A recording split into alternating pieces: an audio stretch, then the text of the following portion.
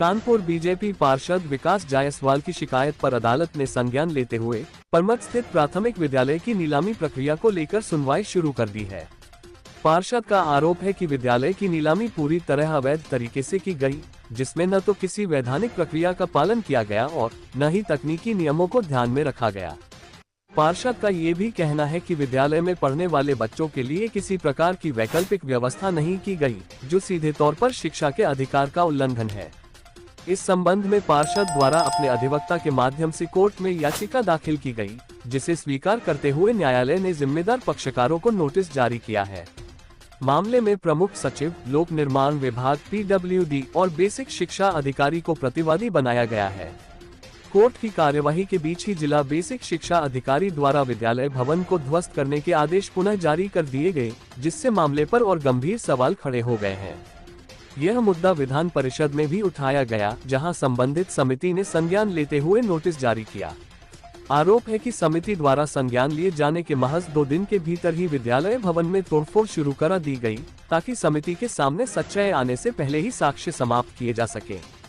इतना ही नहीं, कोर्ट में दाखिल किए गए शपथपत्र में ये कहा गया कि विद्यालय में कोई बच्चा अध्ययनरत नहीं है, जबकि वास्तविकता इसके विपरीत बताई जा रही है।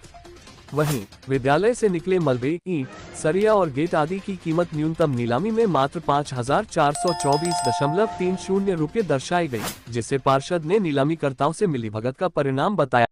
देखिए, ये परमट स्थित एक प्राथमिक विद्यालय है, जहाँ पर चटाई महल के माननीय पार्षद जी हैं विकास जायसवाल, उनके द्वारा ये सिविल सूट लाया गया था।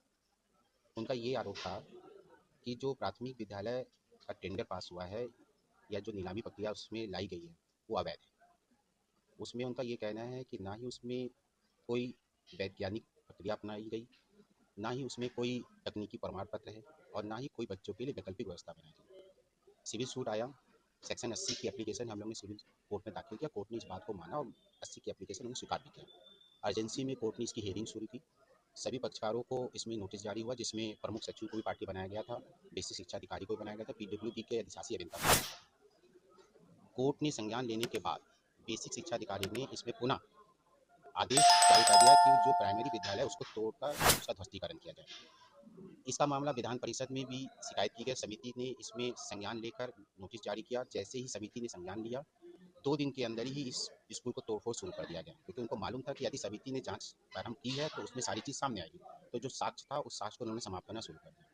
अभी DSC की तरफ से WS आया कोर्ट में, उसमें इन्होंने गलत एफिडेविट भी दे दिया कि बच्चे स्कूल पर नहीं पढ़ा। जवाब में मैंने देखा कि इन्होंने उस स्कूल के मलबा, ईटा, सरिया, खिड़की आदि जो उनके पुराने थे, उसकी इन्होंने न्यूनतम जो मूल्य है वो 5,354 रुपये लगाए। मतलब कि जो इनका वैल्यूअर था और जो नीलामीकर्ता व्यक्ति, ये सब मिली भगत के साथ कार्य किया। मैं कहता हूँ कि यदि 200 वर्गज में भी उनका मलबा है, ईटा है, मोरंग है, उसकी कीमत 5,354 रुपये किसी सूरत में नहीं हो सकती आज के हिसाब से। इससे साफ पता चला कि पूर्ण रूप से ये भ्रष्टाचार पे कार्य किया जा रहा है और इसमें तमाम चीज़ें अवैधानिक हैं। देखिए, इसमें एक तो विभाग के ही अधिकारी हैं और कुछ विपक्ष के नेता हैं, जिन्होंने मिली भगत के साथ इस कार्य को